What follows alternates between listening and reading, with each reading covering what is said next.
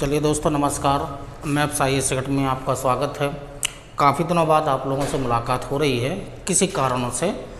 तो जो आज आपको जो वीडियो दिया जा रहा है वो सोने की शुद्धता से संबंधित है।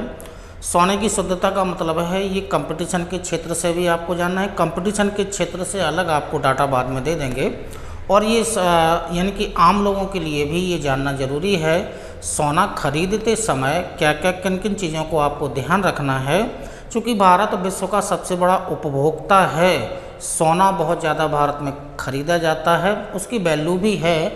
तो चूँकि सोने की शुद्धता से संबंधित कैसे आप जानकारी लेंगे, किसी व्यापारी के पास आप जाते हैं, किसी सोने जी की दुकान पर आप जाते हैं या किसी अन्य व्यक्ति की दुकान पर जाते हैं, ज्वेलरी की दुकान पर जाते हैं, तो किन बातों का आपको ध्यान रखना है वो यानी कि इस वीडियो के माध्यम से आपको जानकारी दे रहे हैं।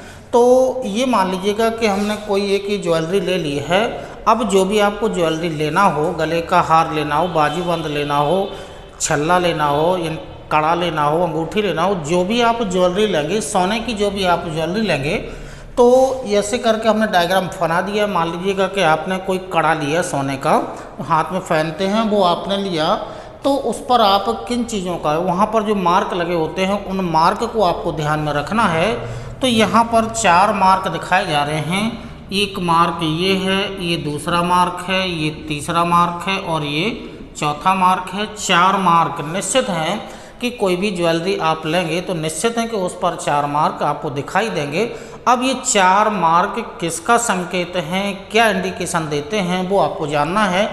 तो यहाँ देखिएगा, ये जो ऐसा चिन्ह बना होगा, त्रिभुज के आकार का चिन्ह बना होगा, ये जो त्रिभुज के आकार का चिन्ह होता है ये BIS यानी कि जो भारतीय मानक ब्यूरो है, भारतीय मानक ब्यूरो की ये मोहर लगी होती है। BIS यानी कि भारतीय मानक ब्यूरो की ये मोहर लगी होती है।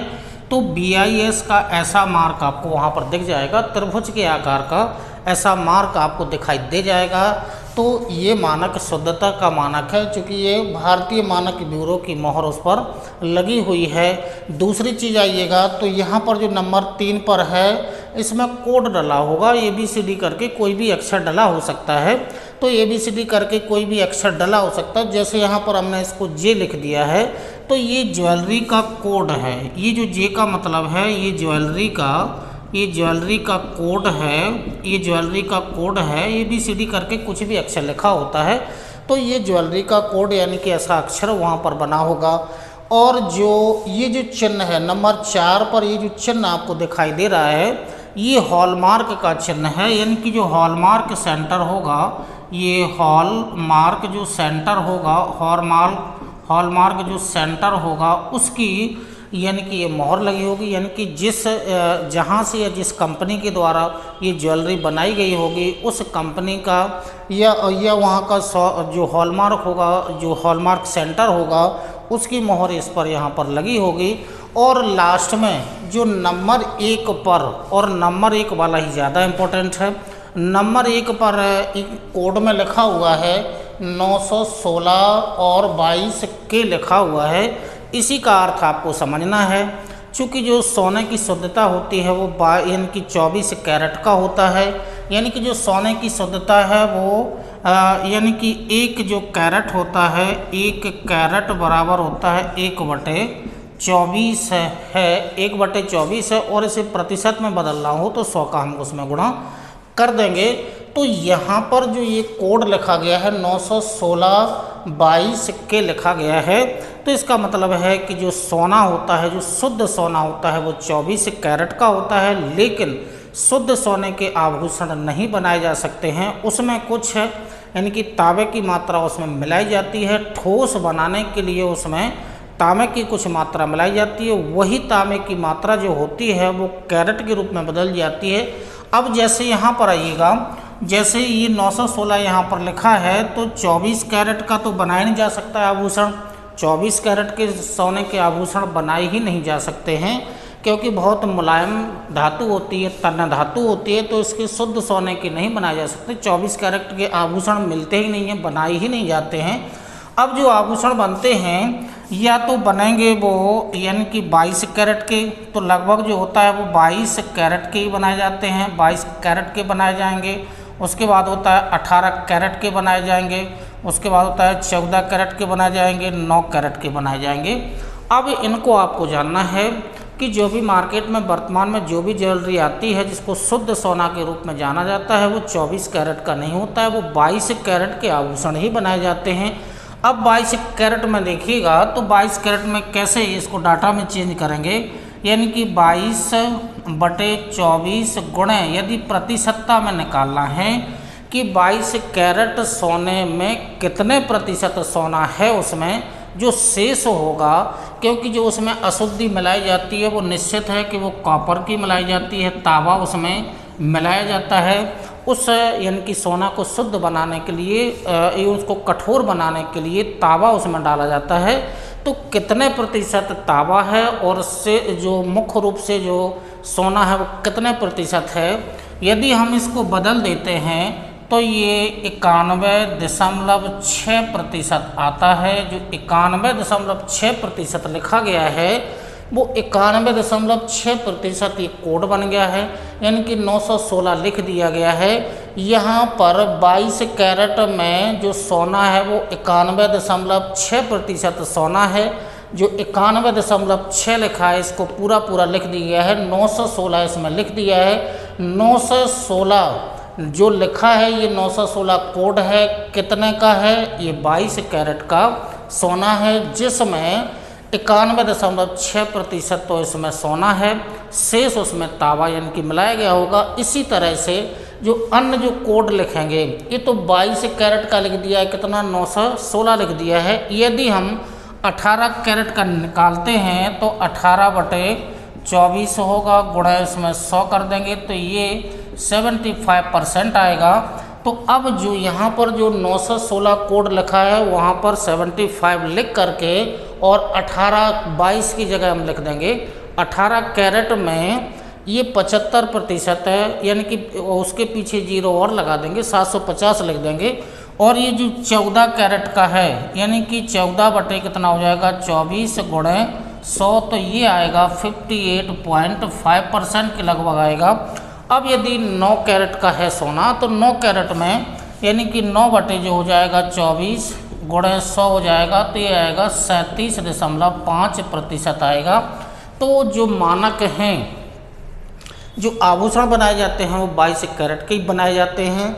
यही मानक आपको जानना है कि कहीं जो दुकानदार है, व्यापारी है, कहीं आपको 22 कैरेट का बोल करके कहीं 18, 14 और 9 कैरेट का सोना तो नहीं आपको दे रहा है। इस सोने की बनी, इस कैरेट की बनी ज्वेलरी तो नहीं आपको यानी कि दे रहा है। तो आप उस यानी कि ज्वेलरी की दुकान पर जाकर के कुछ भी यदि आप ज्वेलरी खरीदते हैं तो ये मानक आप वहाँ पर देख लीजिएगा।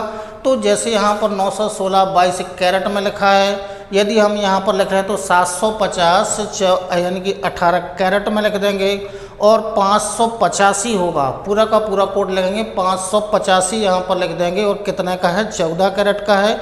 और 9 कैरेट का यदि है तो उसमें यानी कि 375 उस पर लिखा होगा और कोड उसमें 9 कैरेट का डला होगा। तो ये सोने की शुद्धता से संबंधित ये जो चिन्ह या जो भी मार्क आपको यानी कि इसमें यहाँ पर दिखाए गए हैं, ये शुद्धता के मापक हैं। ये यहाँ पर प्रतिशत लिखा गया है, कितने प्रतिशत सोना किस कैरेट के अंतर्गत आता है, तो ये यहाँ पर लिखा। और जो प्रतिशतता है वो तो सोने की प्रतिशतता है कि इतने प्रतिशत है, और शेष यानी कि कठोर बनाने के लिए, यानी कि सोना को कठोर बनाने के लिए उसमें कॉपर मिलाया जाता है। तो ये जो डाटा हैं ये यानी कि सब लोगों के लिए यानी कि कंपटीशन की दृष्टि से भी इम्पोर्टेंट है, और जो आम नागरिक हैं उनको यानी कि ज्वेलरी खरीदते समय किन किन चीज़ों का ध्यान उनको रखना है, तो ये कॉमनली रूप से है। अब यदि कंपटीशन के क्षेत्र में आते हैं तो कंपटीशन से संबंधित जो गोल्ड है इससे संबंधित तो कुछ डाटा आपको दे रहे हैं। वो डाटा यहाँ पर देखिएगा, यानी कि जो भारत है, भारत में जो सोना का जो उत्पादन होता है वो पूरे विश्व का 2% ही भारत पूरे विश्व का 2% सोने का उत्पादन करता है। लेकिन भारत विश्व का सबसे बड़ा क्या है, यानी कि उपभोक्ता है, यानी कि भारत विश्व का सबसे बड़ा उपभोक्ता है। तो भारत में जो सोने का प्रोडक्शन होता है वो केवल विश्व के कुल उत्पादन का 2% होता है, लेकिन विश्व का सबसे बड़ा उत्पादक जो देश है वो भारत है। अब भारत में जो चूँकि सोने की प्राप्ति होती है, या तो स्वतंत्र रूप से सोने की प्राप्ति हो सकती है कहीं पर, यानी कि पृथ्वी के आंतरिक भाग में, यानी कि जो सोना होता है वो अयस्क के रूप में होता है, या स्वतंत्र रूप से जो सोने के सिक्के या कुछ ऐसी चीज़ें होती हैं जो रखी रहती, तो प्राचीन काल से वो रखी हुई हैं। लेकिन यदि सोने को निकालना है तो सोने को अयस्क के रूप में निकाला जाएगा। तो जो सोना होगा, जो सोना का जो अयस्क हैं, सोना के 2 ही अयस्क हैं। एक अयस्क का नाम तो है कैलावेराइट, कैलावेराइट इसका अयस्क है, और दूसरा अयस्क है वो सिल्वेनाइट है। तो सोना के 2, यानी कि सोना को औरस, जो इसका संकेत है वो AU है, औरस है ये। तो सोने के, यानी कि सोना के 2 मुख्य अयस्क हैं, एक का नाम है कैलावेराइट और दूसरे का नाम है सिल्वेनाइट है। और सोने की कठोरता को बढ़ाने के लिए उसमें कॉपर मिला दिया जाता है। अब जो सोना से संबंधित है कुछ विशेष सोने को नाम दिए जाते हैं। जैसे यदि हम कहें कि जो सोना है, जैसे हम कहते हैं कि ब्लैक गोल्ड, ये ब्लैक गोल्ड किसी को विशेष नाम दिया जाता है। तो पृथ्वी के आंतरिक भाग से निकाले गए जो खनिज पदार्थ हैं या जो पेट्रोलियम है, यानी कि पेट्रोलियम प्रोडक्ट हैं, तो जो पेट्रोलियम है इनको ब्लैक गोल्ड के नाम से जाना जाता है। तो ब्लैक गोल्ड एक विशेष नाम दिया गया है, गोल्ड नहीं है, विशेष नाम दिया गया है। तो ब्लैक गोल्ड के नाम से किसे जाना जाता है? पेट्रोलियम को यानी कि विशेष नाम दिया गया है ब्लैक गोल्ड। उसके बाद आता है जैसे हरा सोना या ग्रीन गोल्ड के नाम से। तो ग्रीन गोल्ड जो होता है वो अफीम को ग्रीन गोल्ड के नाम से जाना जाता है, अफीम को ग्रीन गोल्ड के नाम से जाना जाता है। अब उसके बाद आइएगा तो एक नाम और दे देते हैं, जैसे रोल्ड गोल्ड हुआ, तो रोल्ड गोल्ड ये यानी कि जो वेंटेक्स होता है उस यानी कि वह धातु है, रोल्ड गोल्ड है। तो उसमें रोल्ड गोल्ड यानी कि इसमें सोना तो बिल्कुल भी नहीं है। रोल्ड गोल्ड एक मिश्र धातु है जो कॉपर और एल्युमिनियम का मिश्रण है और 90-10 का इसमें अनुपात होता है। तो रोल्ड गोल्ड में 90% कॉपर होता है और 10% एल्युमिनियम यानी कि उसमें मिला दिया जाता है। रोल्ड गोल्ड एक मिश्र धातु है जो कॉपर और एल्युमिनियम की ये मिश्र धातु है। तो ये रोल्ड गोल्ड हो गया। इसके बाद जो एक और नाम आता है जैसे वाइट गोल्ड, ये वाइट गोल्ड भी है, वाइट गोल्ड। तो वाइट गोल्ड के नाम से या तो कभी कभी कपास को नाम दे दिया जाता है वाइट गोल्ड। तो यदि वनस्पति के रूप में पूछा जाए तो कपास को वाइट गोल्ड के नाम से जाना जाता है। या धातुओं में पूछा जाए तो जो धातु होती है, धातु में यानी कि जो निकेल होता है, यानी कि जो धातु होती है वाइट गोल्ड होता है, उसमें यानी कि मुख्य रूप से उसमें सोने में कुछ मात्रा यानी कि जो औरस होता है सोने में कुछ मात्रा निकेल की मिला दी जाती है। तो उसे वाइट गोल्ड के नाम से जाना था। परसेंटेज वही रहेगा यानी कि रेशियो वही रहेगा 90-10 का। तो सोना 90% और निकेल 10%। इस जो ये मिश्र धातु है उसको वाइट गोल्ड के नाम से जाना जाता है। और एक और उपाधि दी जाती है फूल्स गोल्ड के नाम से भी जाना जाता है। फूल्स गोल्ड यानी कि मूर्खों का सोना या बेवकूफ़ों यानी कि मूर्खों का सोना के नाम से। तो मूर्खों का जो सोना होता है वो यानी कि आयरन सल्फाइड जो होता है या लोह सल्फाइड जो होता है, लोह सल्फाइड या आयरन सल्फाइड को विशेष नाम दिया जाता है FeS यानी कि Fe2S है। तो लोह सल्फाइड को फूल्स गोल्ड के नाम से भी जाना जाता है। तो ये जो पॉइंट आपको दिए गए हैं ये कंपटीशन की दृष्टि से आपको दिए गए हैं। और यहाँ पर जो डायग्राम के माध्यम से या जो परसेंटेज निकाल करके बताया गया है और ये जो डायग्राम बनाया गया है, ये सोने की शुद्धता कितने कैरेट में कितने प्रतिशत है, यानी कि सोना होता है गोल्ड होता है, तो ये सोने की शुद्धता से संबंधित आपको जानकारी है और ये कंपटीशन की दृष्टि से संबंधित आपको जानकारी दी गई है। तो ये सोने की शुद्धता से संबंधित है, ये वीडियो आपको दिया गया है। नेक्स्ट वीडियो के लिए आप इंतज़ार करिएगा। नमस्कार, जय हिंद, जय भारत।